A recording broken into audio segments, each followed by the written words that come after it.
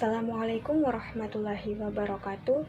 Yang saya hormati dosen pengampu mata kuliah belajar dan pembelajaran, yang izin saya sebut nama beliau Bapak Dr. Herson Kadir SPD MPD, dan teman-teman semua yang saya banggakan.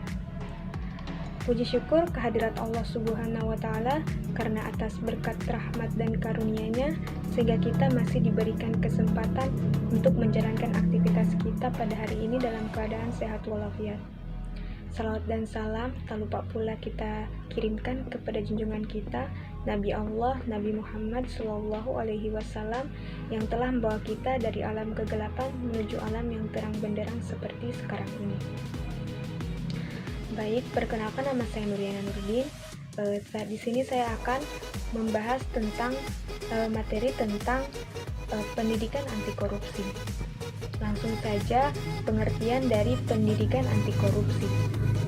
Pendidikan anti korupsi adalah program pendidikan tentang korupsi yang tujuannya adalah untuk membangun dan meningkatkan kepedulian warga terhadap bahaya dan konsekuensi dari tindakan korupsi.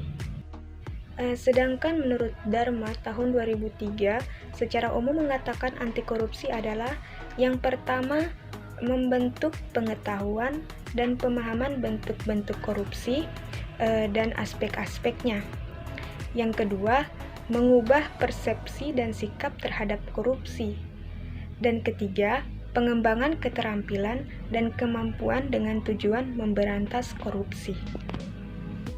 Pelaksanaan pelatihan perang melawan korupsi di sekolah sangat penting memperhatikan beberapa masalah terkait, yaitu yang pertama, pengetahuan tentang korupsi. Berdasarkan informasi dan pengetahuannya tentang korupsi, siswa mampu menilai apakah suatu perbuatan itu termasuk korupsi atau tidak, dan apakah perbuatan tersebut dikategorikan baik atau buruk. Dengan pertimbangan tersebut, selanjutnya siswa dapat menentukan perilaku yang akan diperbuatnya. Yang kedua, ada pengembangan sikap.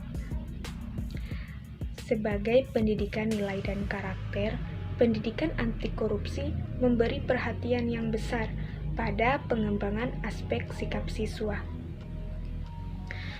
Sikap adalah disposisi penilaian yang diberikan terhadap suatu objek yang didasarkan atas pengetahuan, reaksi efektif, kemauan, dan perilaku sebelumnya akan objek tersebut, menurut Fishbein dan Adzen 1973. Yang ketiga, ada pengembangan karakter anti korupsi. Pendidikan anti korupsi bukanlah seperangkat aturan perilaku yang dibuat oleh seseorang dan harus diikuti oleh orang lain, sebagaimana halnya dengan kejahatan lainnya.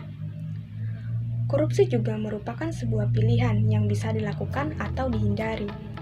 Oleh karena itu, pendidikan pada dasarnya adalah mengkondisikan agar perilaku siswa sesuai dengan tuntutan masyarakat.